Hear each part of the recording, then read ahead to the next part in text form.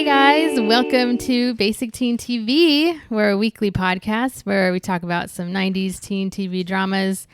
We are deep into season 5 of Dawson's Creek, and tonight we're going to talk about episode 13. Welcome. My name is Melissa.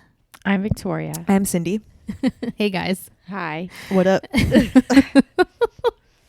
All right, so episode 13 was called Something Wilder. Ooh, I wonder what this is going to be about. Definitely not hot Professor Wilder. Still pushing that agenda on you, Cindy. I'm over it, and I'm like extra over it. You've been over it for like the past, since season 5 started.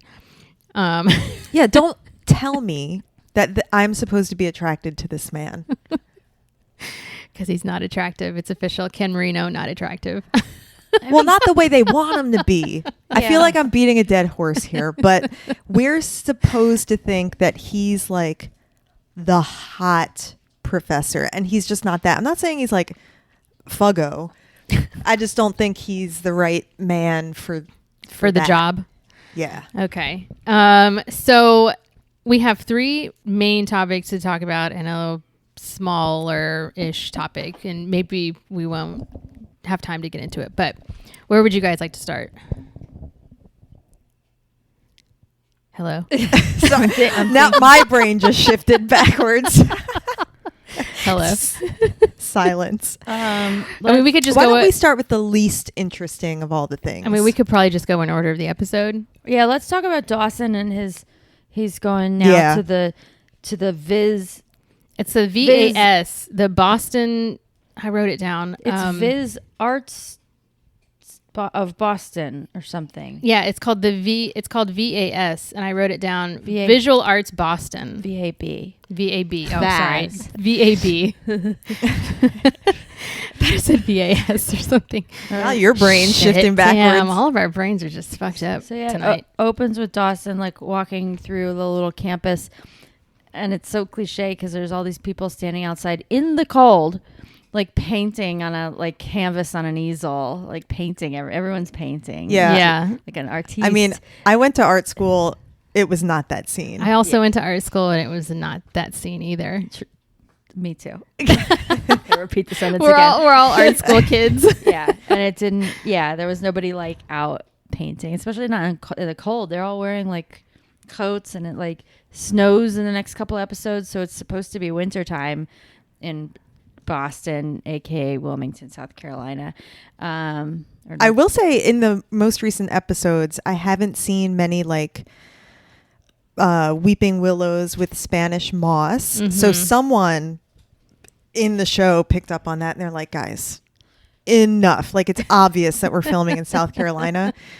But it's more city scenes now because they're in Boston. Yeah. Yeah, so they can't film on the cute little waterfront area anymore now. On the creek. They have to go downtown Wilmington to film. Yeah. And then they put up T signs everywhere. Yeah, so that it I looks noticed like that. Boston. And done. And Boston. Yeah, so Dawson. Boston's Jesus. Creek. This is not a great start. Yeah, we're not starting off well. Dawson has decided to go back to school. He's, I guess, going to some little film school in Boston. And I don't know if he knows this or if he's surprised by it, but the kid Oliver, who he had met at the New Hampshire Film Festival, is a student at this school. Yeah, he was the one that put Dawson on to that school when they met at the film festival. He's was he? I go to the school, and then Dawson's like, oh, there's a film school in Boston? I could just go there. That put the idea in his head. He doesn't have to go to back to LA. USC, University of South Carolina. He could do film in Boston. He doesn't have to be in LA where he's not accepted anyways, and then he needs to be close to home because his dad died. Yeah. So Oliver just kind of starts walking him around campus, or not even campus, whatever building he's walked into. They were in the film school building, film kids building. Right. Yeah. Oh, so I guess Oliver is just kind of insulting people as I think pointing them everyone out. hates Oliver. Yeah, as he's pointing He's like the them out pariah. to Dawson. Yeah. Like the college pariah. And Dawson's like, okay, stop it, dude. Like, seriously, you're being a douchebag. Yeah. Like, I'll make friends on my own. Thanks. I don't need your help. But the whole thing about film school here is that Oliver wants Dawson to direct this film he just wrote, or this script he just wrote. And Dawson's like hemming and hawing the whole episode about whether or not he should do it because he doesn't want to direct another person's work, which I thought was like really, I'm like, get over yourself, dude. Like, seriously. Yeah, no wonder they didn't like you in LA. Who do you Yeah. think you are? Yeah. You're nobody, actually, Dawson. You're actually nobody. Yeah. And like Oliver's film can't be that much worse than what Dawson has put together. Yeah, exactly. Right. All of Dawson's films have just been about him and Joey. Well, he did make that documentary about A.I. Brooks, which won him that thing at the Yeah, film he festival. like kind of is a big deal. And then didn't he make a film too about the haunted island, the ghosties on the haunted island? Yes, he Yeah. tried to make a The ghosts that I couldn't see. Blair Witch ripoff. Yeah. Yeah. So Jen is like really trying to encourage him to do it. Like she thinks this will be good for him. And Dawson is still just kind of like, I don't know. And the three of them end up going to dinner together. So I guess Dawson is willing to hear Oliver out and, see what he has to say to see if that would convince him to direct this film. And so they're at dinner and they're just talking over Jen the whole time, and Jen's getting really frustrated. And what else? Like I'm like, yeah, I think the reason, did we say this already? The reason that Oliver wants Dawson to direct it and he's not going to direct it himself is because he wants to star in it. oh right, yeah. And then I think so they go to dinner to talk about the script, and Jen had been like, well, I think he wants to star in it because the first scene is like gratuitous, like make out scene, and he just wants to like make out with some hot actress chick or something. Right. But yeah, Jen is also having like a conflict because she's like madly in love with Dawson, and so it's ruined her like mojo on her It radio ruins my mojo watching it. It's so nauseating. It is a little nauseating. It's like messed up her mojo on her radio show because she's not being like as sassy as she needs to be, and like She's not as edgy. She's lost her edge. She's lost her edge. right. And her producers are like, if you don't figure shit out and become a cynical bitch again, then you're going to get fired. And I mean, she rolls into work one day on the air with like a little teddy bear, and she's taking a call, and she's like massaging the teddy bear, and she's like, oh my God.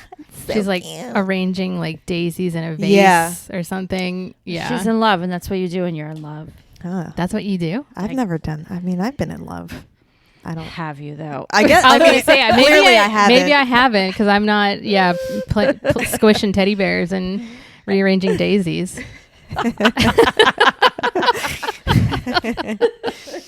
That's how love works. There's a scene. The really like gross, gratuitous scene for me is when she's in Pacey's restaurant.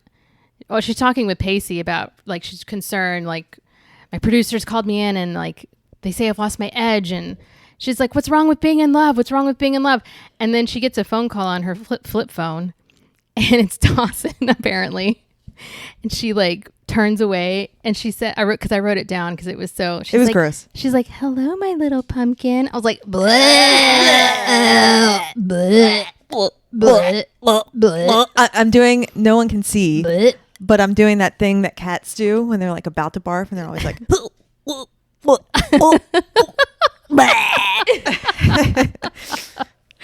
Yeah, it was super cheese and super just bleh. The only thing I like about their relationship is she's like a pretty good gift giver, because on Ooh, Dawson's yeah, first day of school, this is how the episode actually opens up. Right, go ahead. yeah, she like gets him some little gifties, and one is an ET Trapper Keeper.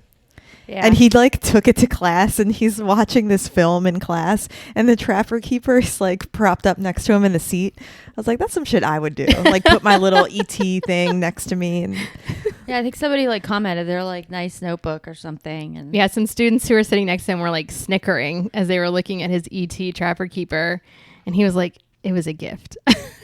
I think it's cool. I mean, do none of these kids understand irony? Right. Yeah, exactly. If I saw some college kid in art school with like an 80s trapper keeper, I'd be like, right on. Sick. I get it. Yeah. I get what you're doing. I see it. I wouldn't think that they were just like a nerd that wasn't cool. Like they're trying to do a thing. So back to this lunch with Dawson, Oliver, and Jen. So Jen is trying to interject like her thoughts and her opinions on these script notes that Dawson apparently has on Oliver's movie. And they, I guess, go back to Grams's house. And Jen's like, you don't know why I'm pissed? She's like, I'm pissed because you guys just kept talking over me and I couldn't get a word in edgewise. And then all of a sudden, like a light bulb goes off and she's like, I got it. And she like runs off to do her radio show because now she's mad. pissed. Yeah. And now she has shit to talk about, I guess. That's how it works. You lose your edge that quickly, and you massage like teddy bears and pick daisies, and then instantly it's just back and you're like a bitch again. Yeah. So there was this one scene with Jen before we get into everything else, and she goes to the frat house. I can't remember why. To drop off Jack's mail. Yeah. Yes.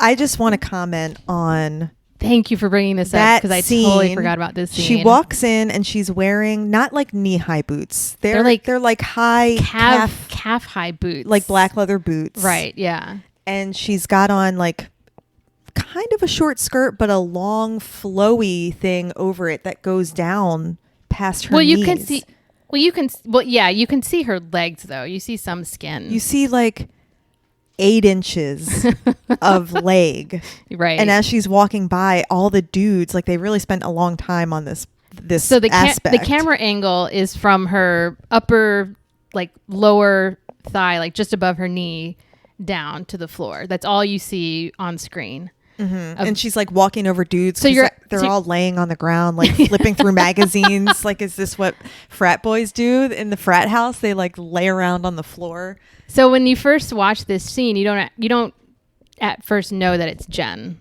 Like I was a little confused by this scene. I was like, what? I don't know. I don't understand what's happening. Yeah. Who is this? Like what's happening right now?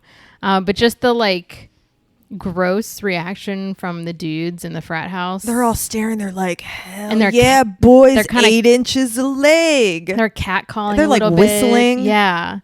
And it just, Jen's like confused as to why, like these frat brothers have never seen a woman before.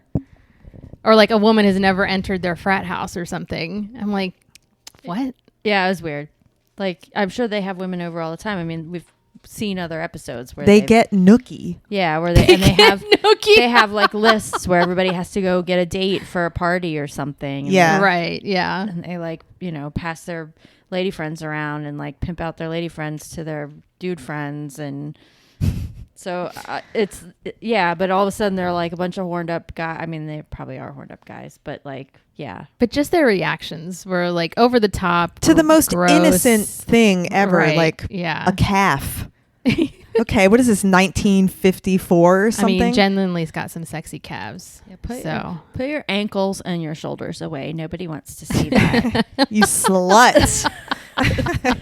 Your elbows. What are you doing? Stop being such a slut. Well, so that's kind of a nice lead-in if you guys want to move on to Jack's story. Mm-hmm. Yes. So Jen has come to the frat house to drop off Jack's mail. So Jack's living in the house. And Jen's like, I think it's time for you to change your mailing address so you can start getting your mail here instead of at Grams's house. And there is a letter that Jen has conveniently put at the top of the pile that's from the school. And she's opened it, which is a huge violation. Illegal. That's it's like a felony. That's a felony, yes. right? Yes. Once again, Dawson's Creek blurs the lines of like ethics and legal Yeah, there's more of it that legal happens precedent. in this episode. So Jack is, so we're going to move past that, the illegal opening of mail. Just I mean, glossed right over Dawson's Creek glossed right over it. Yeah, they so did. I mean, come on. So Jack has received a letter from the school that he is on academic probation, and Jack is starting to wear this as a badge of honor. yeah, he done fucked up. And he's blowing it off. He's blowing it off to Jen, but to his frat brothers, he's kind of, like I said, holding this as a badge of honor. And his main frat bro, I can't tell if he's like the fraternity president, like, or what, but he seems to be playing a major role in the frat house. Comes to Jack and was like, yo, bro, like, this is serious. You need to get your shit together. And Jack's like, all right, bro, like, chill out. Yeah, bro, relax, bro. I'll just take some extra credit, and then cracks open another beer. Yeah, because they're concerned, the brothers are concerned that this is going to make the frat look, like slackers or whatever, I guess. I mean, I understand where they're coming from. They don't want a bunch of like... Right, well, because at the beginning of the season... They get money, right? Well... Like donations. Like, didn't they get a big donation from... But they have, in general, they have a standard to uphold. So you have to like maintain your grades, and you have to participate probably in some like philanthropy or something like that. There's requirements. You can't just be a fucking jerk off and be in the house. Right. But if y'all remember, I don't remember anything that happened before episode 13. When Jack was first pledging the fraternity, we learned that the fraternity, the house as a whole, was on the dean's like shit list, and they needed to like get their shit together and like prove themselves as that the brothers have a good GPA and they're going to class and they're doing everything they're supposed to be doing to get off of the dean's shit list. And so this brother, I can't remember his name, is like, hey man, his name is Blossom. They call him Blossom. Oh, they call him Blossom. That's right. Yes. His last name. I guess Blossom is his last name. He's like, yo, bro, like, we have done all this stuff to try and get in the good graces of the dean, and like, you're gonna fuck it up for us by being on academic probation. Like, you really need to get your shit together. And Jack's like, okay, like, chill, brah. So that's kind of Jack's whole thing. I mean, is there anything else that so Jack is like, he comes back from a class and he's gotten a good grade on an exam or a quiz or something. And Blossom is like, okay, way to grow, bro. You're like showing us that you're, taking steps to, get yourself straightened out. And he's like, why don't we go celebrate? And so Jack's like, hell yeah, bro. Brah. Maybe that'll be our next counter is brah. So they go to Pacey's restaurant, which do we know the name of this restaurant? I don't off the top of my head, but it's funny that every time there's anything happening at a restaurant, it's at Pacey's. Like, it's the only restaurant in Boston. It's the only restaurant in Boston. Boston's like a big city. You guys go somewhere else. You don't always have to go to Pacey's. Also, Pacey's is supposed to be like a fine dining establishment. Yeah, I thought it was a more upscale place. But they're like playing pool, right? They're playing pool. There's like a, super casual bar area. And that's where Jack is. And he's drinking alone. I'm confused about the alcohol consumption by teenagers on this show, aren't they? Because I remember thinking that, and I'm like, they're going to the bar. They're not 21 yet, for sure. Yeah, for right. Sure. How are they drink? They're all like, I would assume that the freshmen, I don't know, what's college age? Like freshman, you're 18, 19, maybe 20. Yeah, like 21, 22 by the time you graduate. So how are they going to the bar? It's called fake IDs. I mean, I went to the bar, but it's in Dawson's Creek does this thing where like when they're in high school, all the characters, they're clearly doing high school things like kegers at parties and shit. But then suddenly now that they're in college, they're like drinking at the bar alone and having midlife crises and shit. You know what I mean? As if they're like in their 30s. Well, I was in a sorority and we did this thing called passbacks where if you didn't have your own fake ID, how it would work is that a group of sorority sisters, your sorority sisters, would go to the bar first, and they would get in. And most of the time, it would be the sisters who are actually 21. So their IDs are legit. They get into the bar. And what they would do is they would send someone back with those IDs and hand them to sisters who look close enough to your other sister. And it worked? And it worked. And I will say this. College bars are, the people who work at college bars are college students. So you would have your peer checking your ID who's the same age as you. The bouncer is a college student. They were 19 serving alcohol? I got it. I used a pad. No, you can be 18 to serve. I don't know if you can not in Maryland. You have to be 21 to even sell we have talked anything. about this before. In Texas, you have to be 18 to serve. You don't have to be 21. Yeah, it was like a thing in my high school. Like once you turned 18, you could get like a waitressing job. Yeah, and you could make more. You could make like a lot more money as a waitress than working at like Kroger, because then you could, like most restaurants serve alcohol, so then you could be a waitress. I remember this one time I can't remember if it was a passback ID or if it was just like my sorority sister's like cousin's ID or something. But I used this ID that A was a commercial driver's license. So this ID was like could drive like a school bus. Oh, I was gonna say you're a truck driver. Yeah. Or an 18-wheeler. Exactly. Yeah. So this was a commercial driver's license, and the person was supposed to be, I think, 20. I don't know, somewhere between 23 and 25. And I looked at the ID, I studied it so that if I was asked any questions, because also the things that bouncers would do, they would try to trip you up with questions like, when's your birthday, or how old are you, or what's your sign or something. And I remember star sign, your astrological sign. Yeah, based on your birthday. Based on your birthday. Yeah. That is on your ID. Yeah, I was like your actual birthday. That's on your commercial license. Yeah. Yes. Astrological sign. So like he was like, how old are you? I was like, I'm 25. He's like, okay. He hands me back my ID. He lets me in. And as I'm paying the cover, because there was a fucking cover charge, as I'm paying the cover, he like taps me on the shoulder. He just leans over to me and he's like, just remember for next time, you're 26 now. You just had a birthday. I was like, okay, great, thanks. He just like continued on, like went into the bar, had my drinks. I think it's fair to forget how old. Sometimes I forget how old I am. I actually forgot last week. I was out. I need to tell this story too. Talking about like bouncers and shit. I was doing a park hang with a coworker who was significantly younger than me, and she was like, I made some references to once you get this age, fill in the blank, because she's so young. And she was like, how old are you? And I was like, 37. Wait, or am I 38? And I had to open my fucking calculator and do the math, because I legitimately couldn't remember if I was 37 or 38.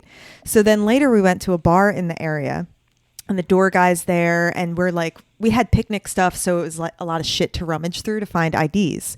She's rummaging. He waits for her to rummage and find her ID, checks it, gets to me. She goes in the bar. It's my turn. I'm still rummaging. And he's like, he gives me like the hold up sign. He gives you the wave like, off. Nah. Like, but with this question, he's like, he goes, do you remember the Clinton Lewinsky affair? And I was like, yes. And then he's like, go on in. You're good. I was like, do I look old enough to remember the He's like, do you know what that's what he's saying. That's what he's saying. And he's like, I didn't say that. Just wanted to know if you remember it. He's like, did you have a Canon Elf when you were in college? Do you know what a cassette tape is? I would have been more clever. I've been like, first name, or like last name Lewinsky, first name what? And then that would have been like, And I told though that's a very leading question. Like, do you remember the here's the Lewinsky thing? When I got into the bar, I told my coworker about it, and she's like, I know of that. I was like, yeah, but he said, do you remember? I remember that shit. Yeah. I think Alex made a good point. He was like, he should have asked what color the dress was.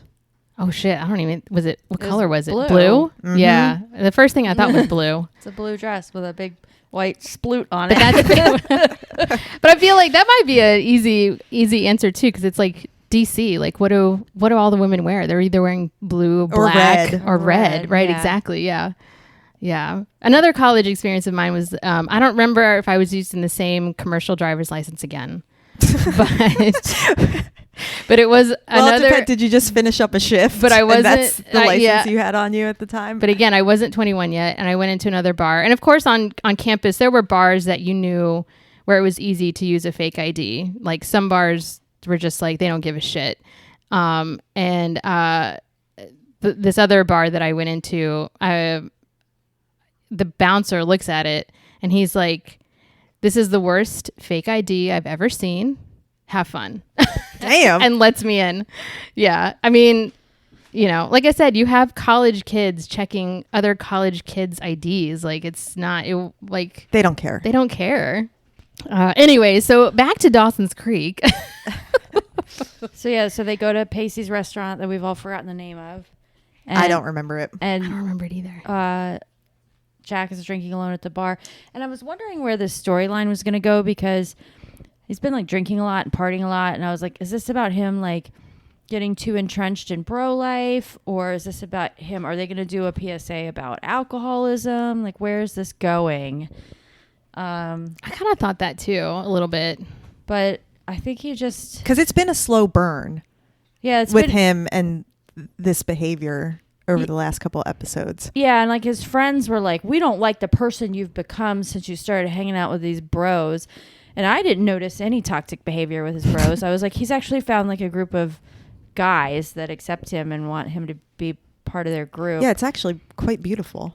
Yeah, and they seem so far to not be like homophobic or anything. They've just accepted it. Well, they need the token. I mean, they've said it. They were like, we need... Well, they're about to say it. They're about to say their true intentions. But there was some issue with like the room in the house, right? That no other dudes wanted a room with him. Yeah, because they're worried that he was gonna try to like fucking his gay's gonna rub off on them. Yeah, or he was gonna try to like butt rape them while they were sleeping. That's what gays do. That's the main agenda. Yeah. But yeah, so he gets in a confrontation with Blossom and friends about this, and they were like, you need to get your shit together. You know, you're making us look bad. The only reason we had you in the house in the first place is because we needed to like diversify. We had to fill the quota. Exactly. And I'm like, there it is. So they're not really his friend. They just needed like to check off the gay box on the form to be like, yep, we got one of those done. And then they get into like a physical fight, and Jack like cuts his hand on like glass or something. This fight, by the way, whoever staged this combat scene, I don't know what the fuck I was looking at. Like, I understood that it was supposed to be a fight, but I couldn't actually really see what was happening. And then Jack's like falls on the bar, and he's just like Wah! And then he just like swipes his arm across the bar, like tossing glasses everywhere, blood spurting everywhere. And I was like, what the fuck just happened? I don't even understand. Yeah, the way that they filmed it, and I guess the way that it was like staged, the stunt person portrayed it. It was very confusing looking at it, and like all of a sudden Jack is like bleeding everywhere from his hand or something, and all the edits were so quick, and you just see like a glass go flying across and the it was room. a lot of blood too. It was like spurting. I thought, did he go to the hospital? I was like, that's gonna need stitches. Pacey just like wrapped it up in a kitchen towel. And dirty kitchen towel, that'll do it. We didn't actually see him go to the hospital. It just kind of like ended with like Blossom being like, let's go, bros.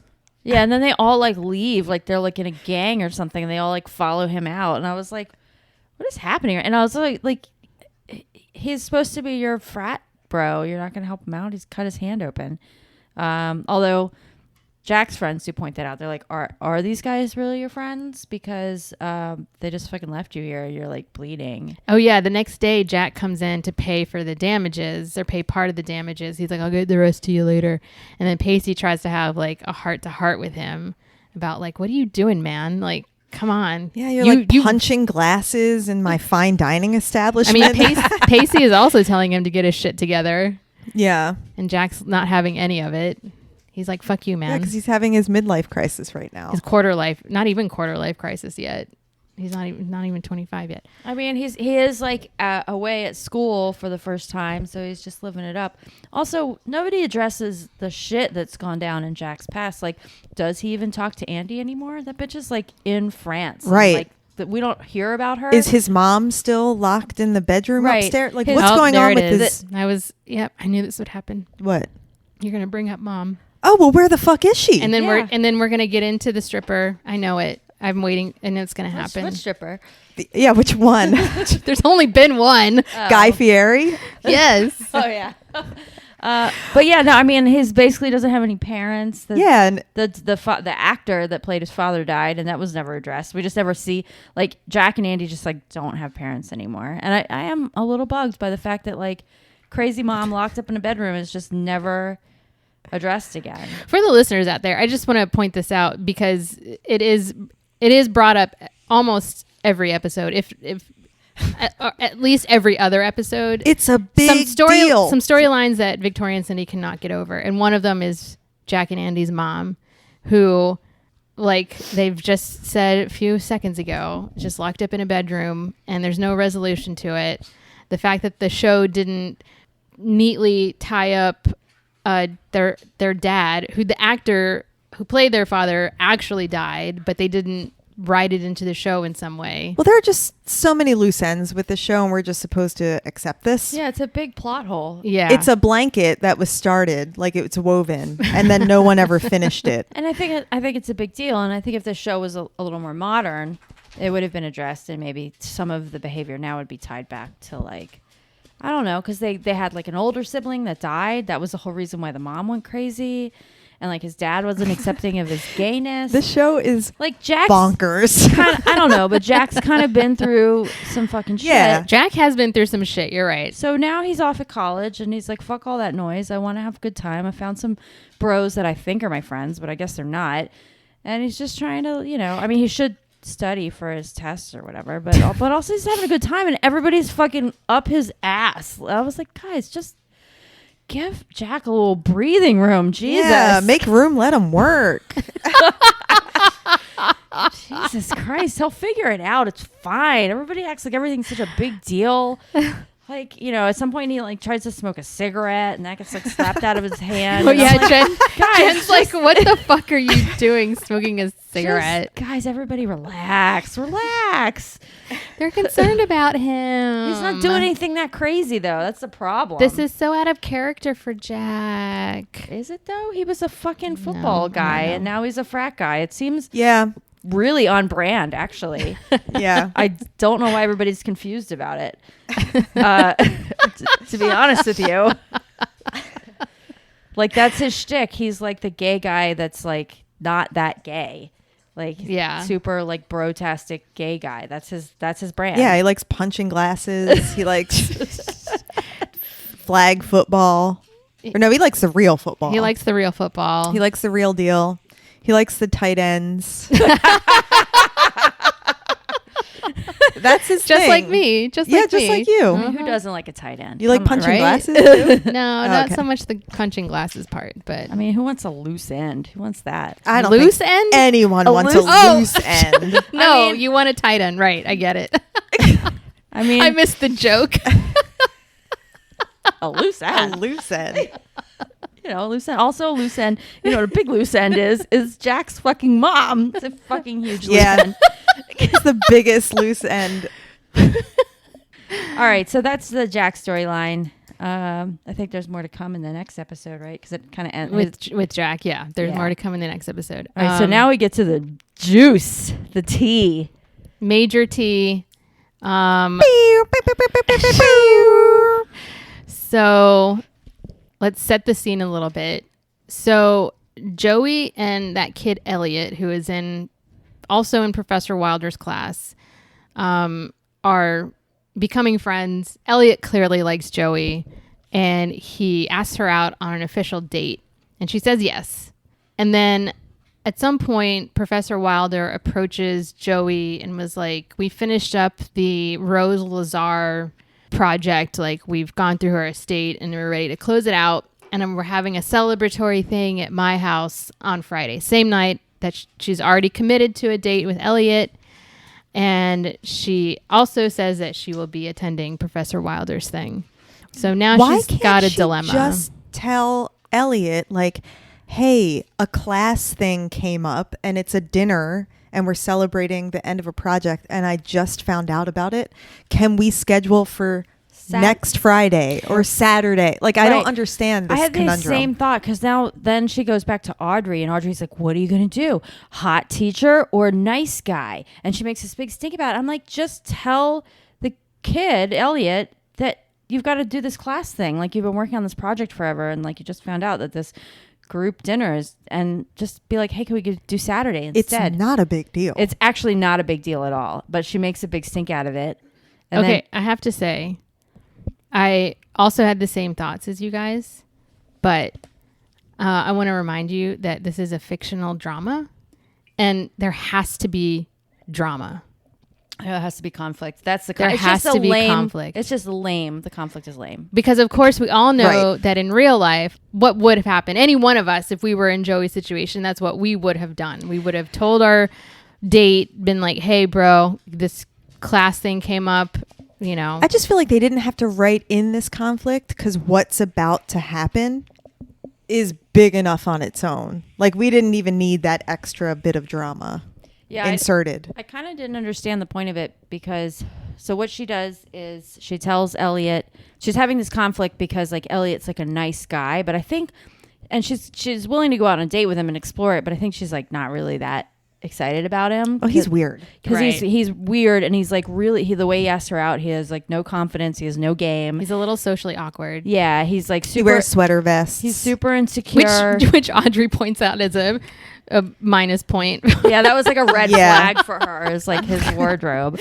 But yeah, so her conflict is that she feels like she should be attracted to him because they've labeled him as like the nice guy. And I think the modern consensus now is like that nice guys can be kind of dangerous, or like the niceness is fake and they're really just manipulators, or they think they deserve something because they're nice. They think they deserve a woman's vagina because they're nice. Yeah, there's like a level of entitlement that comes because I was nice. Like, the niceness is transactional. It's not just for the sake of being nice. I think that's the modern thinking. So looking at the nice guy label, I was like, so he's a predator.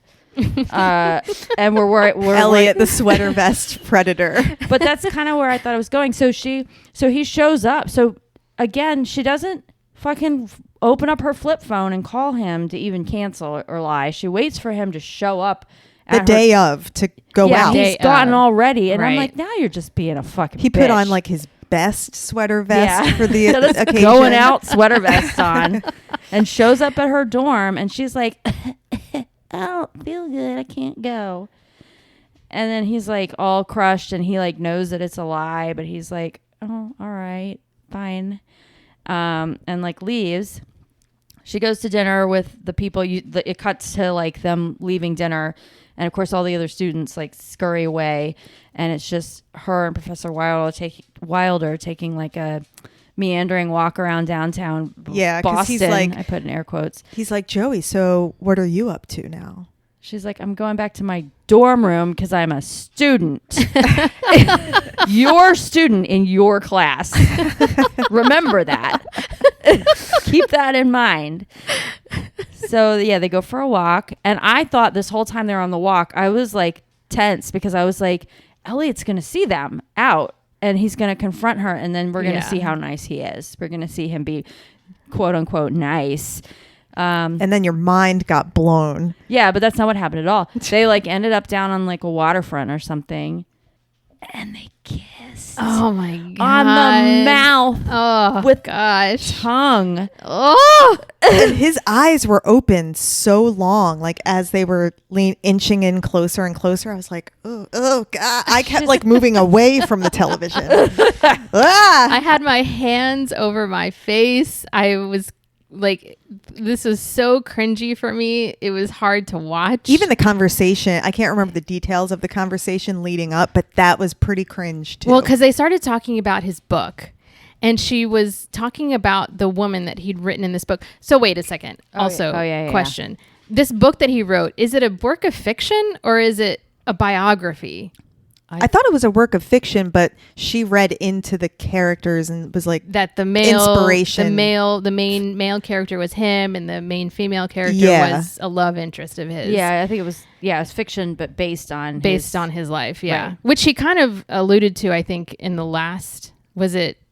Oh no, it's in the next episode. Never mind.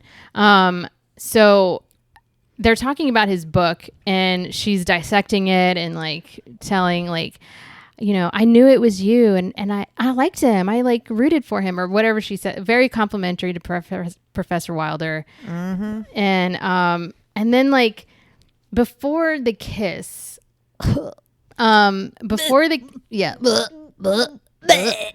kiss, they go for coffee because what Joey says to him or asks him, she like it leads into some sort of question that Joey asks like, well, what is it that you want? Or what is it that you're looking for in a woman or something like that. She left it very open-ended and he's like, I want to get coffee.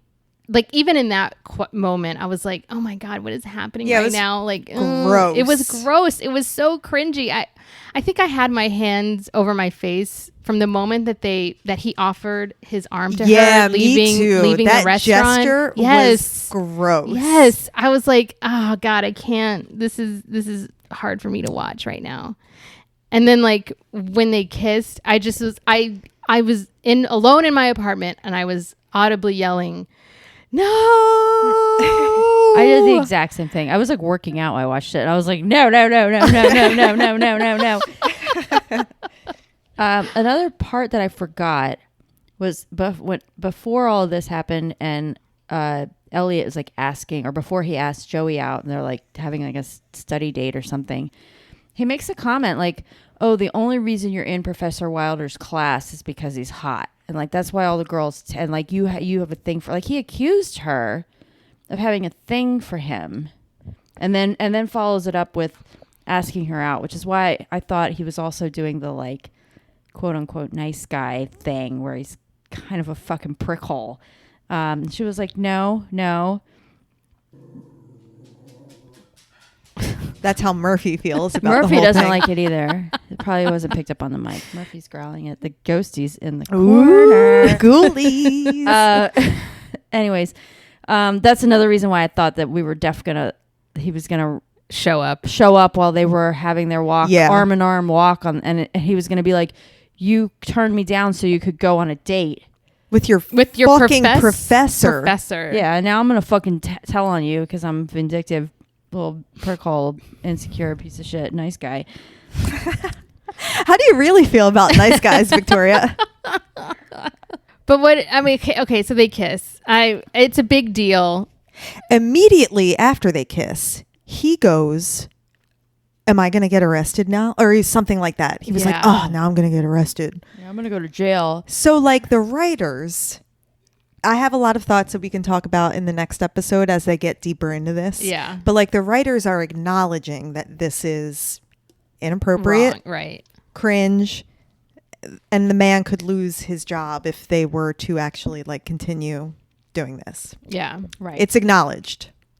Right. And we don't know the exact age difference that is meant to be portrayed. The age difference in the actors is 10 years, but the characters, it may be more than that. Maybe like 15 to 20 years because as a college freshman, you're somewhere around 18, 19. Yeah. And as a professor, we're kind of assuming he has to at least be in his 30? Mid 30s. Yeah. And he wrote that book that we were talking about. We think that came out like 10 years prior to this happening. So like he's got to be old enough to have like had enough life experiences to have written a book about it that got published and is now a college professor. So he's probably like 31 and she's 18. Right. So it's legal technically. Like he's not going to go to jail, but like it's probably against the rules of highly college. Unethical. Right. Totally against college rules. And realistically, like what person in their 30s is interested in an 18-year-old?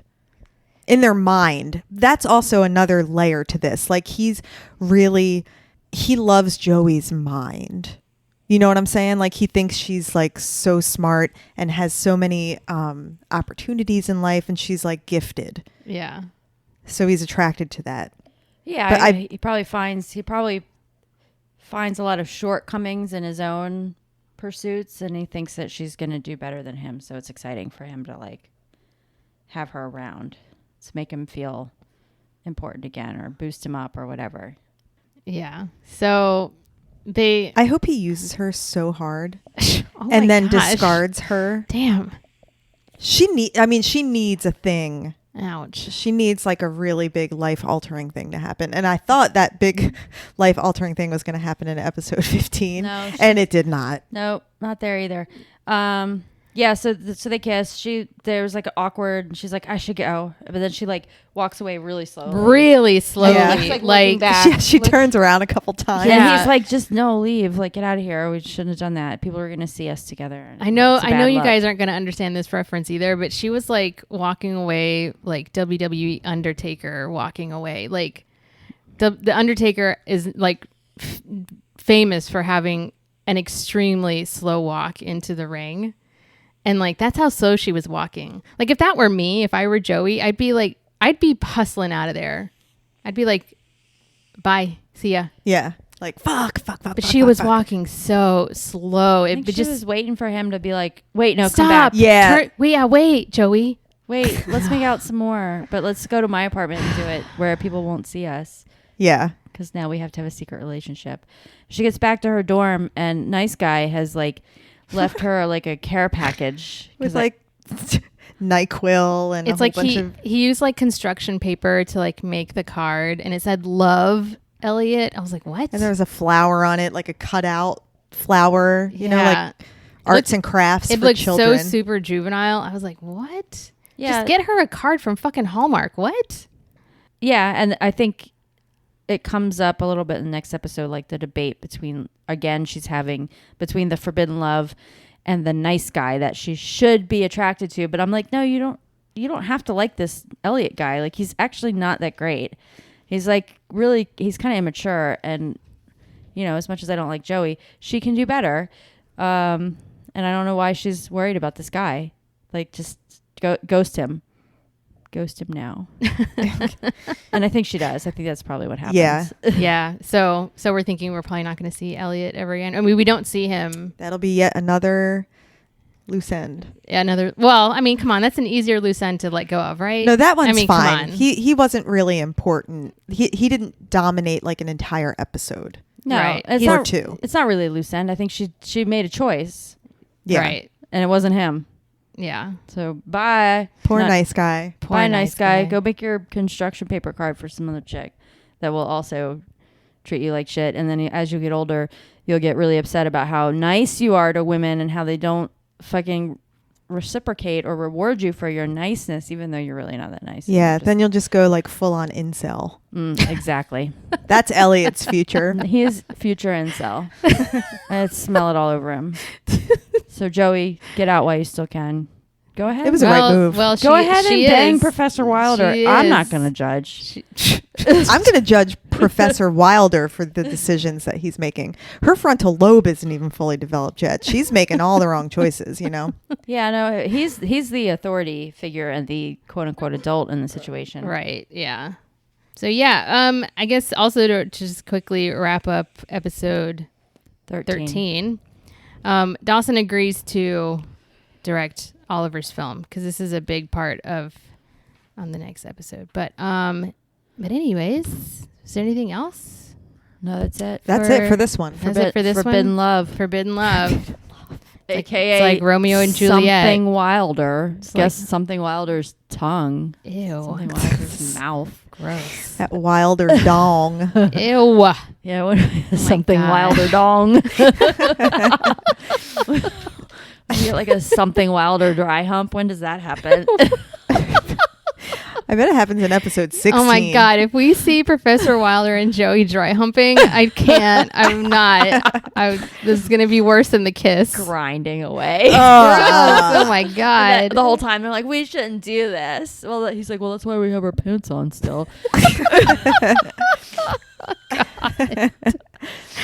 Oh my gosh. Okay, let's wrap this up. All right. Well, that has been episode 13. We'll be back next week and we'll be talking about episode 14 of season 5 of Dawson's Creek. We're Basic Teen TV. My name is Melissa. I'm Victoria. I'm Cindy. Okay, bye. Bye.